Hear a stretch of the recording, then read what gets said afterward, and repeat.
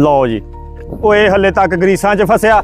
ਉਹ ਅੱਲਾ ਦੇ ਆ ਬੰਦਿਆ ਕਿਹੜੇ ਕੰਮੇ ਲੱਗਾ। ਉਹ 3 ਘੰਟੇ ਹੋ ਗਏ ਤੈਨੂੰ ਕਿਹਾ ਜਾ ਕੇ ਬੋਰ ਚਲਾ ਦੇ, ਮੈਂ ਉੱਥੇ ਨੱਕੇ ਬੰਨ ਕੇ ਅੱਧਾ ਆ ਗਿਆ। ਉਹ ਚਾਚਾ ਸਾਈਕਲ ਚਲਾਉਂਦੇ ਆ, ਬੋਰ ਚਲਾਉਣ ਲੱਗਾ ਮੈਨੂੰ। ਮੈਂ ਕਿਹਾ ਮਾਰ ਜੀ ਗਰੀਸੇ ਜਾਮ ਹੋਇਆ ਵਾ, ਤੈਨੂੰ ਪਤਾ ਬਾਰਿਸ਼ਾਂ ਪੈ ਕੇ ਸਾਰਾ ਐਸੀ ਤੈਸੀ ਫਰੀ ਹੋਈ ਆ।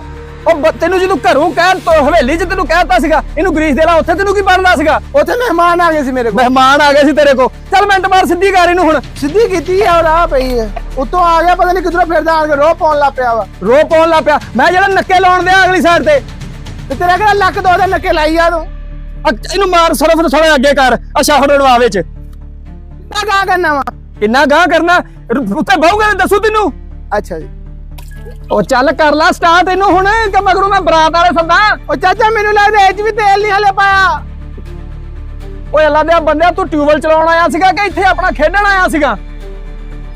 ਬਸ ਚਾਚਾ ਯਾਦ ਹੀ ਨਹੀਂ, ਤੇਲ ਦਾ ਤਾਂ ਯਾਦ ਹੀ ਨਹੀਂਗਾ। ਓਏ ਉਹ ਮੋਟਰਸਾਈਕਲ ਫੜ ਤੇ ਕੈਨ ਫੜ ਲਾ। ਉਹ ਕੈਨ ਲਾ ਤੇ ਮਿੰਟ ਮਾਰ ਕੇ ਉੱਥੋਂ ਫੜ ਲਿਆ 10 ਲੀਟਰ ਡੀਜ਼ਲ ਫੜ ਲਿਆ। ਭੱਜ ਕੇ ਉਹਨੂੰ ਚਿਕਰ ਮੇਰਾ ਪਾਣੀ ਪੂਰਾ ਕਰ ਲਵਾਂ। ਆ ਗਿਆ